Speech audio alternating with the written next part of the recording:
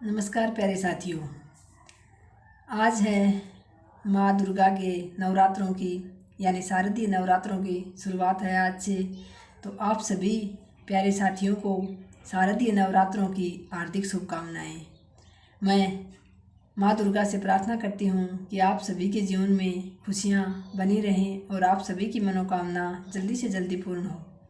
आज माँ दुर्गा की घट स्थापना हो चुकी है और नवरात्रों का प्रारंभ के साथ ही 9 दिन तक माँ दुर्गा की खूब धूमधाम से पूजा होगी। उनके अलग अलग रूपों की रोज़ाना पूजा होगी और 9 दिन तक खूब एक त्यौहार की तरह, एक उत्सव की तरह माँ दुर्गा की पूजा की जाएगी।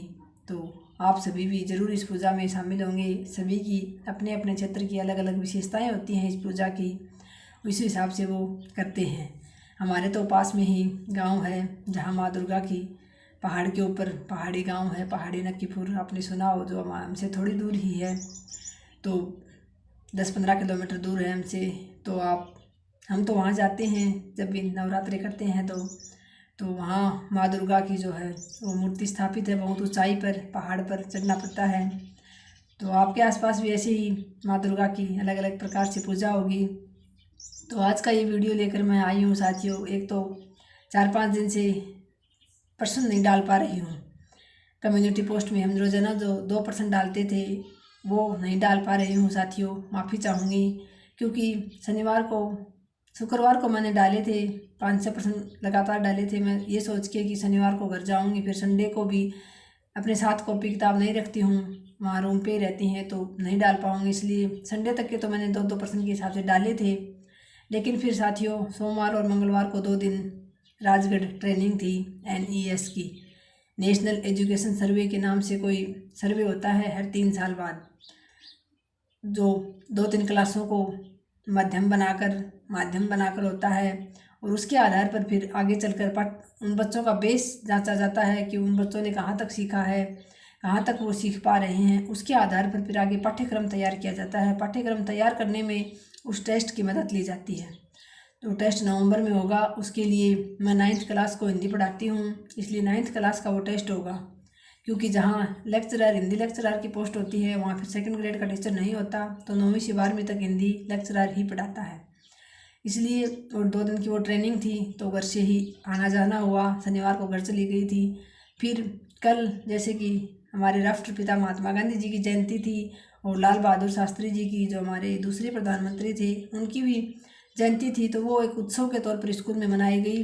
वहाँ 2-3 घंटे स्कूल गई। फिर उसके बाद आज नवरात्रों की स्थापना थी तो सोचा वापस घर चली जाऊँ, क्योंकि वहाँ गांव में कोई सामग्री वगैरह मिलती नहीं है माता की पूजा की। तो फिर वापस घर आ गई। तो मैं आपको कल % डालूँगी, 8-10% इकट्ठे एक साथ डाल दूँगी मैं। इसके लिए माफ़ी चाहूँगी बीच में। और वीडियो भी पहले का ही बनाया हुआ था, जो मैंने आपको प्रगतिवाद का डाला है बीच में, वो वीडियो भी नहीं बना पाई।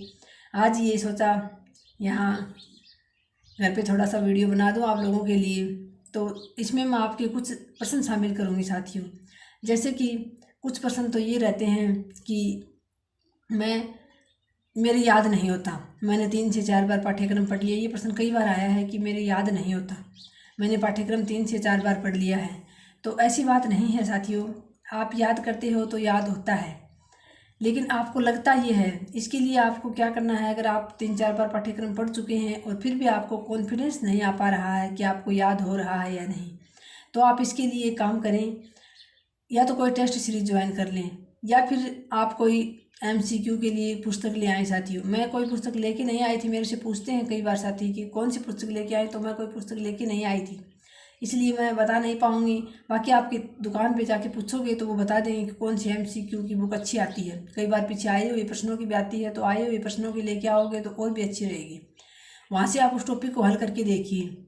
या फिर जैसे यूट्यूब पर भी बहुत सारे टीचर जो हैं वो अभ्यास के लिए क्वेश्चन लाते रहते हैं। जैसे सुमनलता मैम लेके आती हैं व्याकरण के, हिंदी साहित्य इतिहास की भी वो लेके आती थी। पीछे के मिल जाएंगे उनको आपके टेस्ट उनके यूट्यूब चैनल पर। तो आप उन टेस्टों को हल करके देखिए साथियों, फिर आपको कॉन्फिडेंस आएगा। और अगर आपने 4 बार कम से कम पढ़ लिया पाठ्यक्रम, तो फिर आपको टेस्ट सीरीज ज्वाइन कर लीजिए। आजकल नवरात्रों में छूट भी चल रही है, कोई ज़्यादा महंगी भी नहीं आएगी, और आपका उससे मूल्यांकन होता रहेगा और आपको कॉन्फिडेंस आता रहेगा। और जहाँ भी आपको कमज़ोर लग रहा हो, जिस भी पार्ट कि आप ये पा रहे हो कि मैं पर्सन कम सही कर पा रहा हूँ, उस पार्ट को आप फिर दोबारा अच्छे से पढ़ें।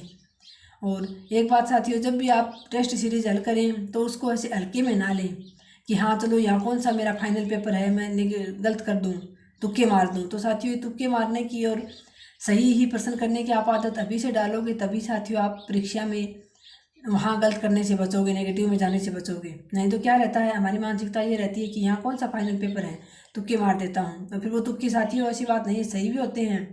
मैंने भी इसे कई बार किया था, जो प्रश्न बिल्कुल नहीं आता था उस पर तुक्का मारती थी, वो सही होता था, लेकिन परीक्षा में वो प्रश्न सही नहीं होता है साथियों। इस बात का ध्यान रखना। यहाँ तुक्के मारने से हमारा प्रश्न सही हो जाता है तो हमें कॉन्फिडेंस हो जाता है कि हाँ तुक्के भी हमारे तो सही निकलते हैं, लेकिन वहाँ परीक्षा में वो प्रश्न आपका सही नहीं होगा। इसलिए जब भी टेस्ट सीरीज हल करें तो ये सोचकर करें कि आपका ये फाइनल पेपर है, उसमें आप टाइम का भी ध्यान रखें, टाइम मैनेजमेंट भी आपका सही होना चाहिए। और आपको नेगेटिव मार्किंग से बचने के जो प्रश्न आपको बिल्कुल नहीं आ रहा है, यानी ये लगता है कि मैंने कभी प्रश्न पढ़ा ही नहीं है, तो उस प्रश्न को आप बिल्कुल छोड़ दें। क्योंकि परीक्षा में भी ऐसे 5 से 10% ऐसे प्रश्न मिलेंगे जो बहुत हार्ड मिलेंगे, और वो किसी को नहीं आएंगे, सिर्फ आपके लिए हार्ड नहीं है, वो सबके लिए हार्ड है। तो यहाँ नेगेटिव मार्किंग से बचने के लिए आप अभी से प्रयास करें, जब भी टेस्ट सीरीज हल करें उसके चारों ऑप्शनों को एक तो ढंग से पढ़ें, अच्छे से देखें। चारों ऑप्शन हैं उनसे संबंधित और भी कोई आपको कोई बिंदु याद आ रहा है, कोई सन याद आ रहा है, कोई तथ्य याद आ रहा है, तो उसको भी याद करने की कोशिश करें। क्योंकि एक प्रश्न में 4 ऑप्शन नहीं होते, वो 8 से 10 प्रश्न बन जाते हैं उन 4 ऑप्शनों से। तो आप उनको अच्छे से पढ़ें, उनसे संबंधित आपको कौन सी बात याद आ रही है। और नेगेटिव मार्किंग से बचें, तुक्कों से तो बिल्कुल ही बचें। हाँ, जहाँ आपको 3 में या 2 में ज़्यादातर कन्फ्यूज चल रहा हो, ये है या ये है, वहाँ आपको कर देना चाहिए। और बाकी एक प्रश्न पढ़ते ही जो हम शुरुआत में जो हमारे ऑप्शन दिमाग में क्लिक होता है, प्रश्न पढ़ते ही तुरंत उस पे हमें दोबारा नहीं सोचना चाहिए। क्योंकि इस चीज़ को मैंने कई बार भोगा है, कि मैं भुगत भोगी हूँ इस चीज़ की कई बार, कि हम एक बार प्रश्न पढ़ते ही हमारे दिमाग में तुरंत वो उतर आ जाता है, लेकिन फिर हम ज़्यादा दिमाग लगाने लगते हैं कि नहीं ये तो नहीं हो सकता, ये हो सकता है। ज़्यादा दिमाग लगा के फिर हम दूसरा करते हैं, वो हमारा हमेशा गलत होता है। तो साथियों, टेस्ट सीरीज ज्वाइन कर लीजिए। आपको सिर्फ लगता है कि आपको याद नहीं हो रहा, आपको याद बहुत अच्छी प्रकार से हो रहा है, बस ये रहता है कि याद नहीं है, और बिल्कुल ही आपको ये लग रहा है कि याद नहीं हो रहा है, तो फिर कहीं ना कहीं आपकी एकाग्रता में कमी है। जब भी पढ़ने बैठें किसी भी चीज़ को दिमाग में ना लाएं, सिर्फ और सिर्फ आपका लक्ष्य आपके सामने होना चाहिए और सिर्फ किताबों में आपका ध्यान होना चाहिए। एक बहुत सारी बहनों की समस्या रहती है घर में, उसने ये कह दिया, उसने वो कह दिया। तो देखो बहनों, कहते हैं ना, एक जगह रखे हुए 2 बर्तन भी आपस में भिड़ते हैं। तो फिर हम तो इंसान हैं, और आपके विचार किसी से नहीं मिलेंगे। आप ससुराल में हो तो क्यों कहती हो कि सास ससुर से, देवरानी जेठानी से आपके विचार नहीं मिलते हैं? आप घर में ही देख लो, अपने खुद के घर में मम्मी पापा से आपके विचार मिलते हैं क्या? आपके बाकी भाई बहनों से आपके विचार मिलते हैं क्या? किसी के विचार नहीं मिलते साथियों। हर जगह आप अगर सामंजस्य करना सीख जाओगे, इस पर भी एक वीडियो बनाएंगे हम, कि जो व्यक्ति समझौता कर लेता है, ज़िंदगी में सामंजस्य स्थापित करना सीख जाता है, वो व्यक्ति हमेशा खुश रहता है और सुखी रहता है। और जो ये सोचता है कि मेरे अकॉर्डिंग सब कुछ होता रहे, तो ये किसी के भी अकॉर्डिंग नहीं होता साथियों। भगवान ने भी अवतार लिया था ना, तो उनके अकॉर्डिंग भी कुछ नहीं हुआ था, उनको ही समय के परिस्थितियों के अनुसार चलना पड़ा था। तो किसी के भी अनुसार कुछ नहीं होता है साथियों। जब बात अपनी खुद की आती है तो हम इतने सेल्फ मतलब खुद के लिए इतने हम एक प्रकार से स्वार्थी हो जाते हैं कि हम अपने नज़रिए से बाहर कुछ देख ही नहीं पाते हैं।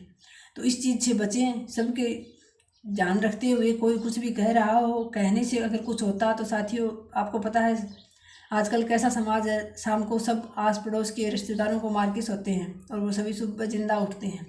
तो ये बिल्कुल ना सोचे कि कौन क्या कह रहा है आपके बारे में, क्योंकि कहने से किसी के कुछ नहीं होता। हमारे साथ जो भी होता है, हमारे आगे आने वाले जीवन में जो होगा, पीछे जो हुआ है, वो सब हमारे कर्मों के अनुसार होता है। हमारी जैसी नीयत है वैसी ही हमारी नियति निर्धारित होती है साथियों।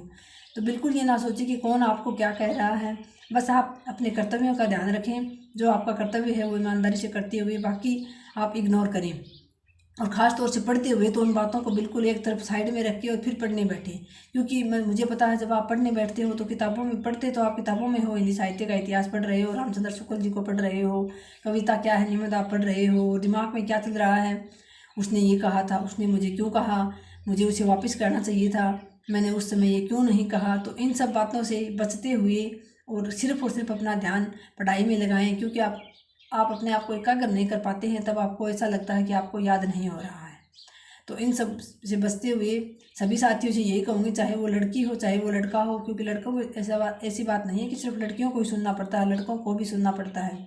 तो लड़की हो या लड़का हो, सभी सिर्फ जब तक आपके संघर्ष के दिन हैं, जब तक आप तैयारी कर रहे हैं, तब तक साथियों आप बच के रहिए ऐसे प्रश्नों से, ऐसी उलझनों से, और सिर्फ अपने लक्ष्य पर ध्यान रखिए। एक ही बात कहना चाहूँगी कि आपको अपने लक्ष्य के अलावा सिर्फ आपको ये देखना चाहिए कि आने वाले आपके पास 5 से 6 महीने हैं, 8 से 10 महीने हैं। इन 8 से 10 महीनों में अगर आप एकाग्र होकर पूरे तन मन से समर्पित होकर पढ़ लोगे तो आपका आने वाला जीवन बदल जाएगा। नहीं तो फिर आपका जीवन ऐसे ही चलता रहेगा, उसने ये कह दिया, मैंने वो कह दिया, उसने ये सुना दिया, मैंने वो सुना दिया। तो इन सब से बचते हुए सभी से मेरा निवेदन रहेगा कि आप सिर्फ और सिर्फ अपने लक्ष्य पर ध्यान दें, अपने कर्मों पर ध्यान दें। और एक बार फिर अंत में आप सभी को शारदीय नवरात्रों की बहुत बहुत शुभकामनाएं। मिलते हैं साथियों नेक्स्ट वीडियो में। धन्यवाद। जय हिंद, जय भारत।